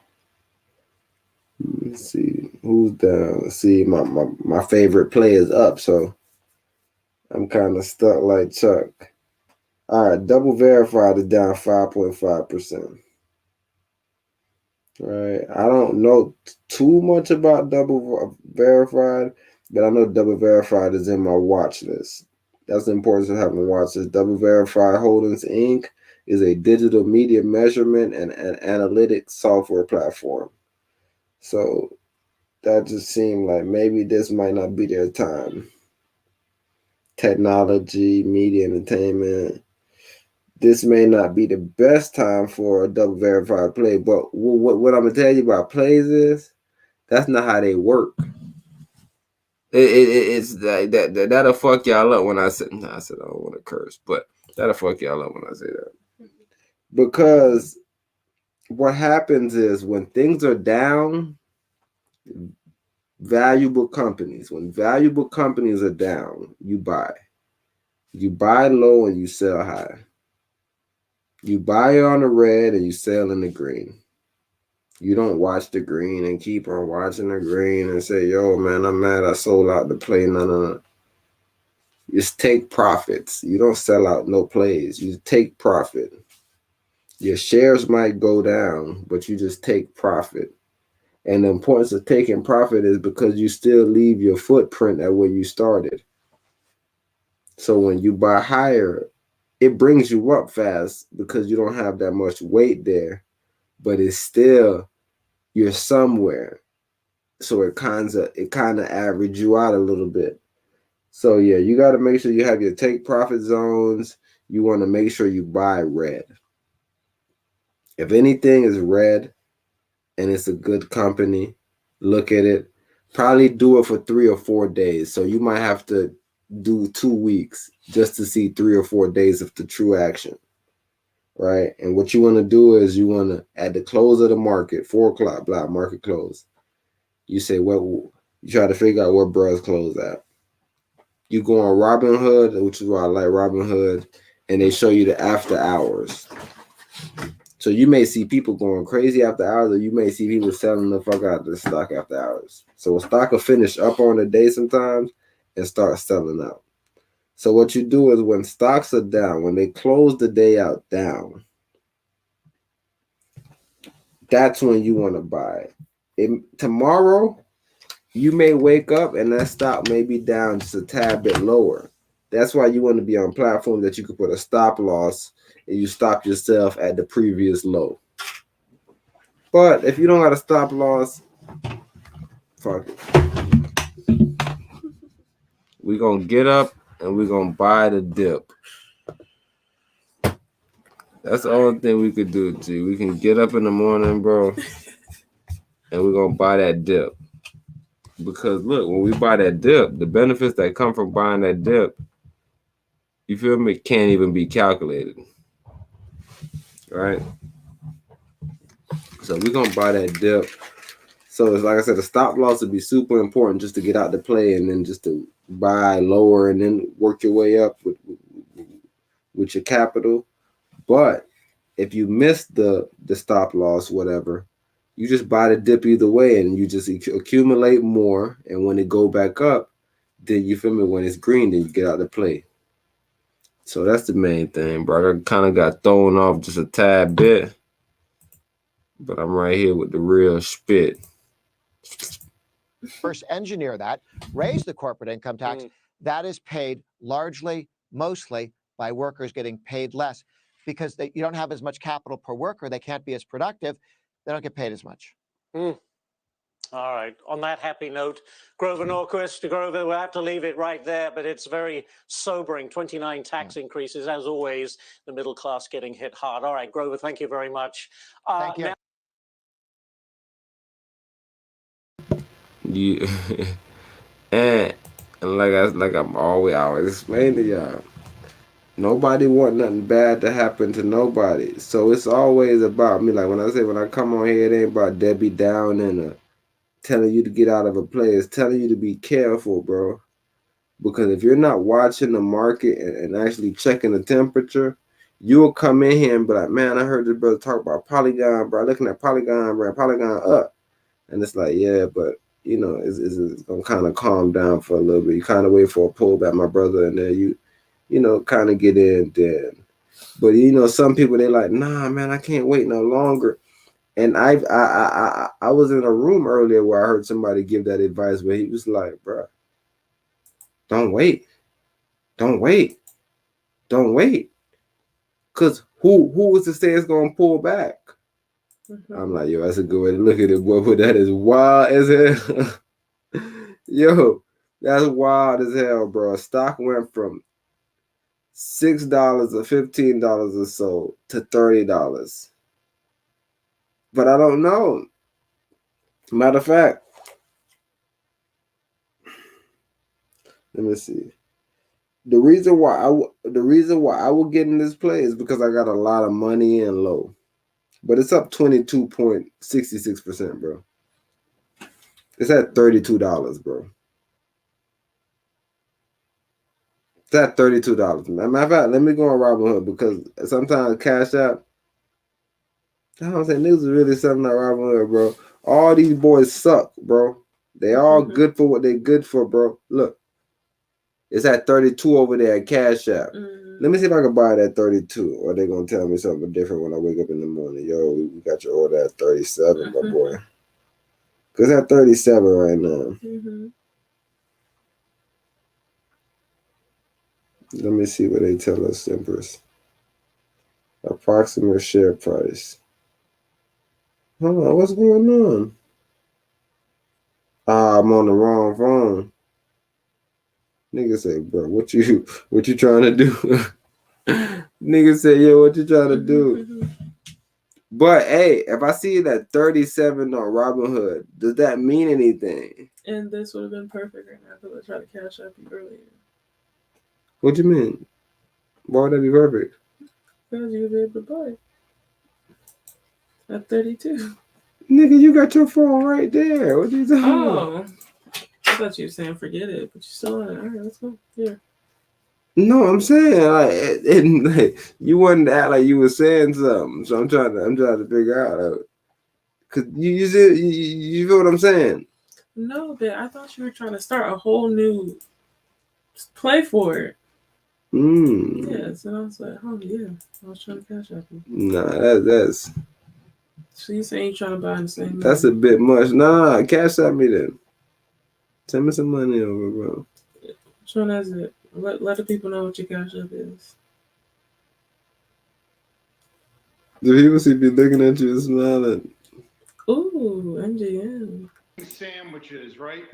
Chick-fil-A has had a sauce shortage. What happened? Burger King has had some pickle problems. 21 cents. Man, well, that boy there's a slow worker. Slow worker. It's up from what's called it, 17 cents, and that's $3, man. What's that? $3. So imagine like $30. That's like $1.70. No, that's $1. Like, where did you buy in though? Like, where did you buy in at? That's the main thing. Cause you talking about that ain't really no stats. It's at 32.04. They ain't really no stats, but All right now it is at 43.39. I got it at $40 flat. Huh? Is that what? 43.09. I got it at $40. Come on, bro. That ain't no movement, bro. Like, let me show you movement. No, that's no movement, bro. But I'm trying to figure out, should I get out now or should I wait till September, like I said? Bro, you should stay in there because you ain't got no money in it. The best thing you could do, nigga, is if you think something's gonna happen, nigga. See, $3, folks. You could put that in a play, right? But you just gotta know that you're gonna be looking skinny. You in the play gonna be looking skinny. So what? You just you just scan my QR code. You think people watching the video, if I put my QR code out, they could just look at the video and just scan on the video? Let's see what it does. Oh, the green's gonna be purple.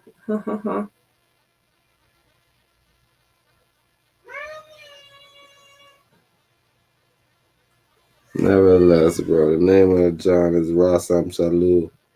Hold on, who am I? Call me out. Ross? Yeah, like, what's my name? What's my cash out, John? Like, how? Like, Ross, Salud 377. Oh, so that's what you see on your end. Let me see. Double check.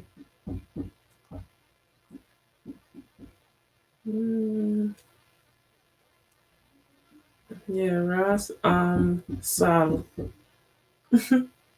Yeah, right? That's what you see. So why you lied? No, because when it just sent the 200 and confirmed it. Only this name showed up. So I had to go into your contact. All right, so I got the 200 right now. All right.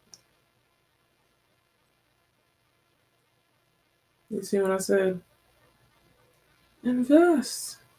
Bro, what you think? No. Coming. Adios. Man, it sounds like it's falling, boy.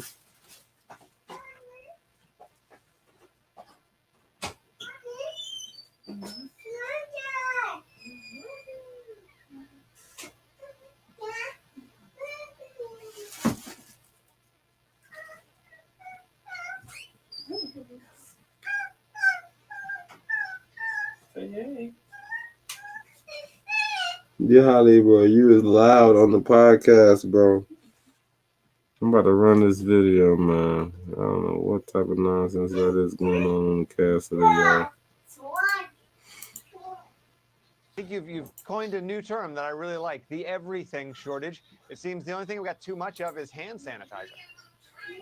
Yeah, I mean, let's start where I know it's hitting you hardest, Jack. Chicken sandwiches, right? Chick-fil-A has had a sauce shortage. Burger King has had some pickle problems. Chicken breast prices have soared this year. Look at home building. I ordered a fridge.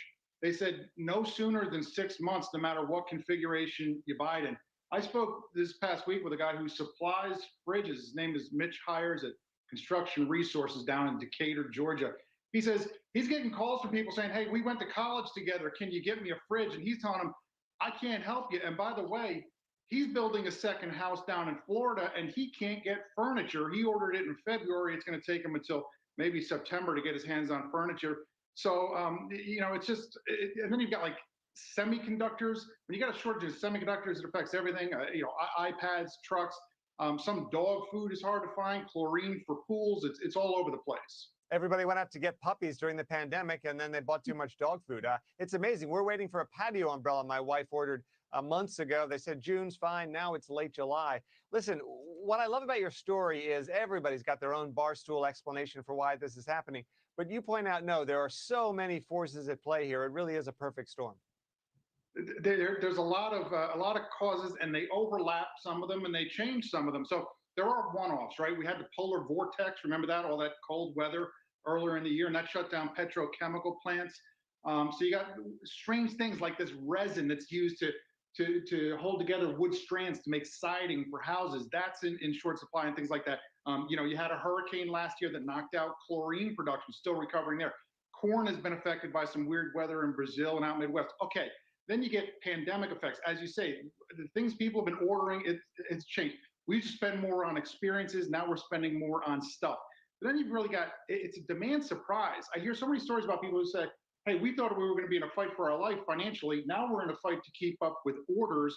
That's because people are feeling wealthy because of the rising stock market. But we also have stimulus, which was, for some people, it was very important and it saved them financially. But when you take it as a whole, the stimulus is larger than the demand effect of the pandemic. And so that's produced this upward pressure. And one of the biggest causes you have to look at is transportation. Wherever you look, there's a shortage of shipping containers. There's a shortage of dock space.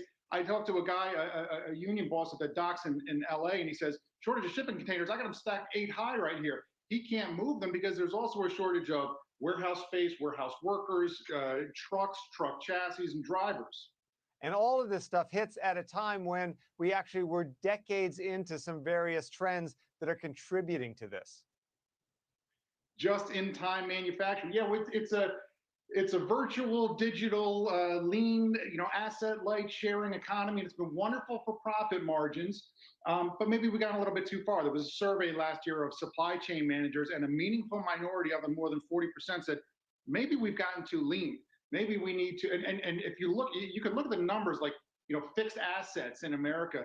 They're the oldest they've been since the 1960s. So we probably need more capital investment. We probably need, people are talking now, they're saying, all right, forget about just-in-time manufacturing. Let's do just-in-case manufacturing. We need a little bit of a cushion. Beverly, jump in here.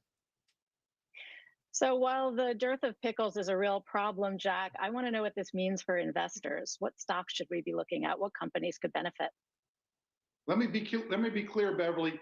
Cucumbers are fine and brine is fine. It's the jars that are causing the pickle problem. I hope it's going to be squared away soon.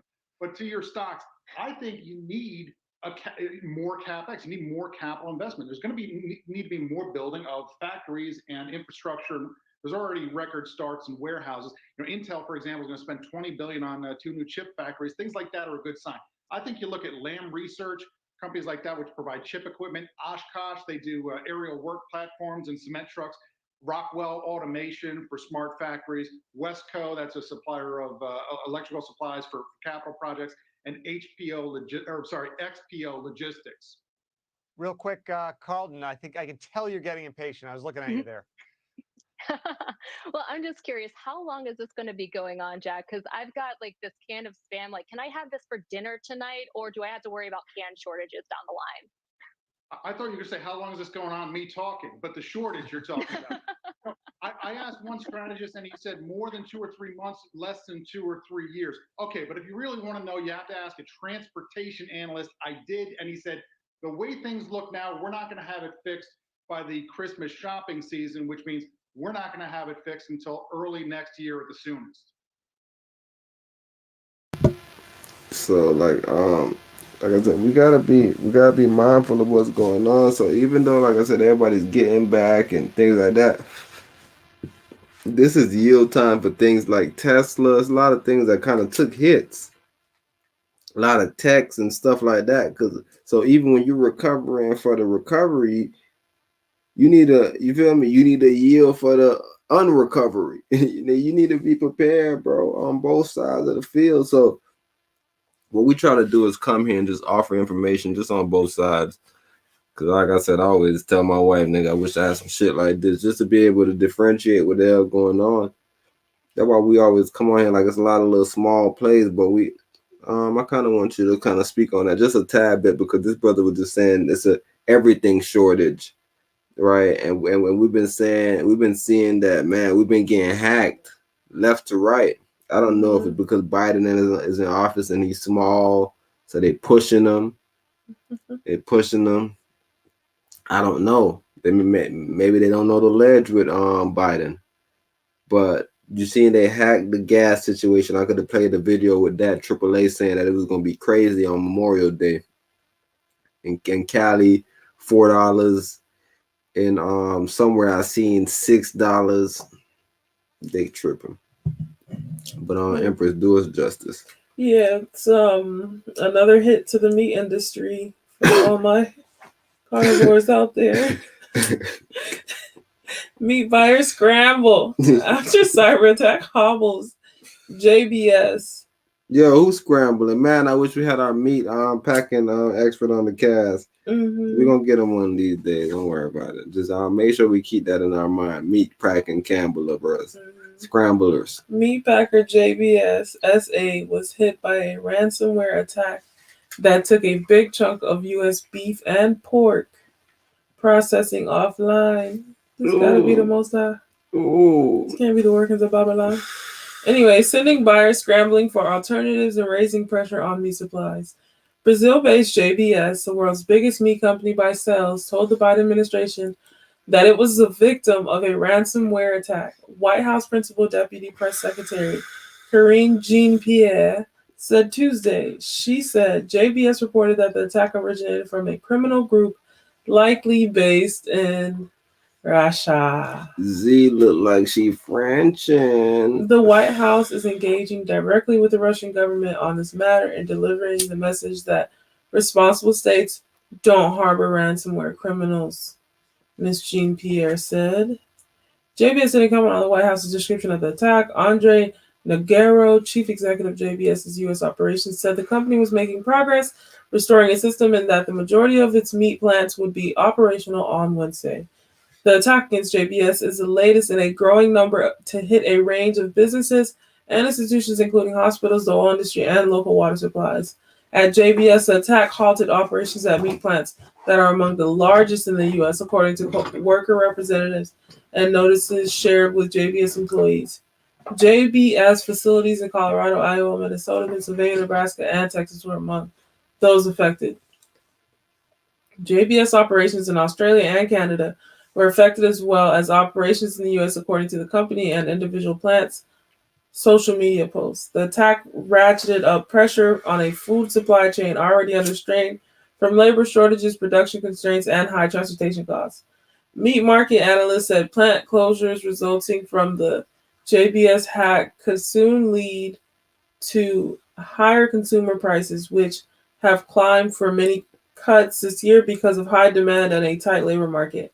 Even one day of disruption would significantly impact the beef market and wholesale beef prices, wrote an analyst for Steiner Consulting Group, which researches the meat industry. Suzanne Rachzicki, chief executive of New York-based restaurant supplier Ginsberg Foods, said she was looking for a new source for chicken. She usually buys from a West Virginia plant operated by Pilgrim's Pride Corporation, which is majority owned by JBS. One of our homeboy work for Pilgrim. Yeah. Just to see the effects of like this stuff. Yeah. It's crazy, bro. What is that? People panicking about some meat. No, like the monopolization of stuff. Okay. It's like, bro, this company has so much control. Like, why is that? I don't like that.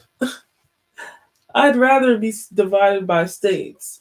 So when one person is affected, it doesn't fuck anything up in reality because there's another person that can kind of cover that for the time being until you recover.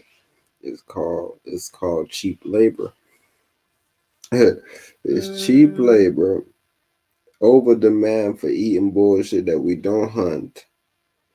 And those things lie the problem, bro. And just to add to that, I think it's so funny that they call the place where they process all this meat at a plant.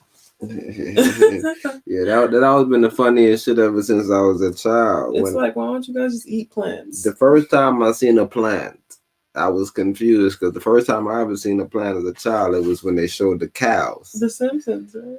Nah, I'm talking about even in school. Like, for sure, I seen it on The Simpsons. I was like, the nuclear plant.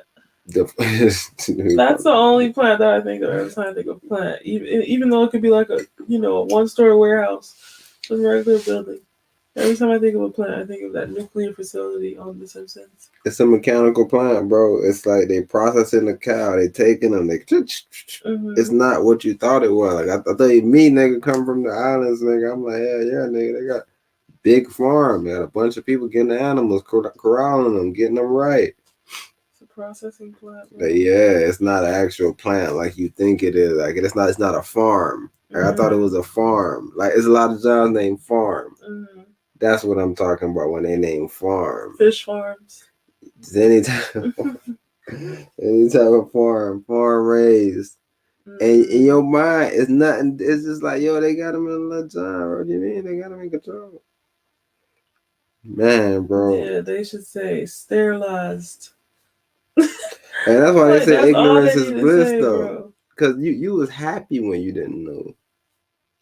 You could actually go eat anything. You can just get up right now and just walk to a random store and just pick it out and just eat it. I have no conscience about it. The worst. That's why the most I say, fools. The worst thing is it's gonna be nasty. You know, that shit nasty. I don't like this shit. But it ain't gonna be nothing where you like, man, bro. I'm not eating this again. Yeah, it's like, what is this that I just ate? It's not even chicken, probably. Like niggas don't think like that. It's like, this ain't my type of shit. And right. if you do think like that to them, you thinking too much, bro. You always thinking too deep in the stuff. It's like, all right, when I'm 80 and you gone. Cause I be hearing, we'll see who thought too much. I be hearing them talk about the lines. And they say, yo, the line at this restaurant was this long. The line over here was this long. For some home cooked style food. And it's not even home cooked. They just throwing it from a bag that's already been pre-cooked to a heating machine to on your plate. That's the first thing I was about to say. I don't know what home cooked mean, but I see what you was getting at. Yeah, they are used to like the cookout meals, the burgers and fries and tacos. Right, man, you gotta see them because that's how they be talking. They were like, man, I wish I had a cookout by me or some shit. That's how these niggas give it up, man. These niggas, they not serious giver uppers, bro. They back in the gym, nigga. Wait, what was I looking at on here? Oh yeah, the article. Okay. Where did it go? Oh, it was on Robinhood. Yeah. Okay. But yeah, pilgrims canceled a fresh chicken delivery to Ginsburg on Tuesday as a result of the attack. Miss Razi said pilgrims told her it was trying to add back production lines in coming days, but couldn't say if or when her deliveries will resume. There's a lot of frenized buying going on right now, said Miss Razi. The whole fresh commodity supply chain has been stretched to the max. JBS shipped products from nearly all of its U.S. facilities on Tuesday. The company said the U.S. Department of Agriculture, in a statement, urged competing meat packers to boost processing where possible, while JBS's plant were down and to secure their own technology systems. For JBS, which processes nearly 1/4 of the U.S. beef and about 1/5 of the nation's pork, the attack illustrates a new threat for an industry that was among the hardest hit by COVID-19. As the pandemic arrived in the U.S., tens of thousands of plant workers were infected, according to labor union estimates, forcing shutdowns. Last spring, that backed up livestock on farms. Meat packers spent hundreds of millions of dollars to temporarily boost wages, install temperature scanners, and place partitions between workstations. The attack demonstrates a growing and potentially costly risk to corporate operations posed by such intrusions. Such attacks can also affect daily life in the USA. A cyber attack on fuel supplier Colonial Pipeline Company last month shut down the fuel supplier's main fuel conduit for the U.S. East Coast, prompting a run on regional gas stations and helping to push gasoline prices to their highest levels in 6.5 years since the Colonial attack. Lawmakers have warned that criminal ransomware gangs are increasingly targeting U.S. infrastructure and businesses, snarling day-to-day operations. And it keeps going on. So yeah, bro, that's we ain't gonna go about on the too troubles much. of JBS. But yeah, this like I said, we just played the brother and he was just explaining like it's an everything shortage because everybody's getting attacked, everybody's getting this, everybody's getting that. We're not stable right now, bro. I told you the dream that we had of America being this superpower, bro. Weaklings, bro. They're weaklings, bro. They're not here to defend anything. They're here to cry, bro. AAA says gasoline prices are at their highest level for the holiday since 2014. The national average right now, $3.04 a gallon. GasBuddy.com petroleum analyst head Patrick DeHaan is with me now. And Patrick, it's great to see you. What should we expect as we get on the road with regard to gasoline Gas as well as Buddy. demand? Well, good morning, Maria. Yeah, it's going to be a blockbuster summer for demand. I mean, even looking at what my expectations were back in February, so far we've blown those away. I had expected 8.5 million barrels, but in actual reality here, we're already pushing 9 million barrels of demand. As you indicate, prices are ever so slightly above their 2018 levels of $2.97, about 6 cents higher this Memorial Day weekend. Demand has come roaring back, and that's really what's pushed prices up to this point. Now, oil production hasn't made a full recovery to pre-COVID levels. That's part of the reason why gas prices are a bit higher than recent years. It might be a good play on. It might be a good oil play. Prices we've seen because of the mismatch between supply and demand.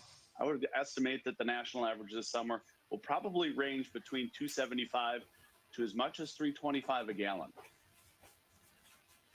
All right. So what about longer term? And we talk about inflation all the time as we see massive price increases. Yeah, the oil was up 6.46% on the day. Getting beyond well, you know, the potential is. So I will wait for the morning to see if we get a pullback. And it feels like But yeah, right now is a good time for oil. Shooting up much faster than OPEC and U.S. oil producers are reacting. Now, keep in mind, energy just in general. administration obviously has been negotiating with Iran potentially an outcome that could see Iran's crude oil make it back to the global market. That may help insulate prices from further rallying this summer. But again, that's a wild card. And for now, motorists are stuck with the priciest seasonal What ExxonMobil gas doing? prices since I'm 2014. looking at them right now. They have 3.58%. All right, we will leave it there. Patrick, it's great to see you this morning. Thanks very much. Happy $60. Memorial Thanks, Day Maria. weekend to you, Patrick DeHaan. You too. Joining us there. Yeah, it's some Chevron up 2.75%. Marathon up 1%. 1.3. Enphase Energy is down 2.52. Enphase delivers energy management technology for solar industry. And they down 2.52%. They $139 though a share. I feel like that's a good play. I want to put them on my actual follow them boys. Because right now I'm looking at some of these plays. Xpeng is up 7.68%. It's a smart electric vehicle company designing, developing, manufacturing, and marketing smart electric vehicles in China. So them boys, Xpeng, I want to follow them boys too. I don't really like doing Chinese plays. Occidental Petroleum. Occidental Petroleum is an independent exploration and production company operating in the United States, Latin America, and Middle East.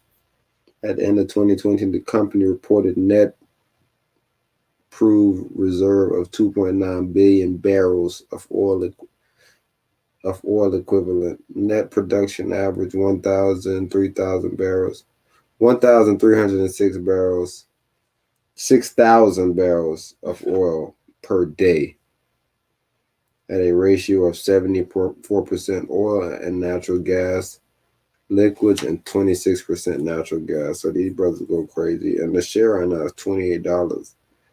And they up 9.66%. So you gotta wait for a pullback. So I'm gonna follow them and wait on that pullback because they don't really look like they got that much history. Yeah, it's a couple of them. I'm following on some of them right now. See, just talking on the cast.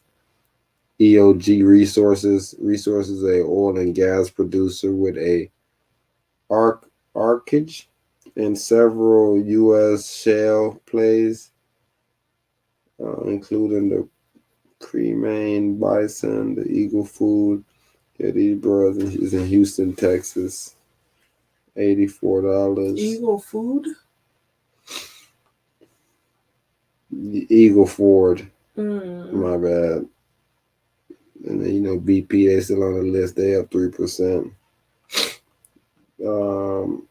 But yeah, I want to see who down the most. Like, that's how you make your plays, brothers and sisters.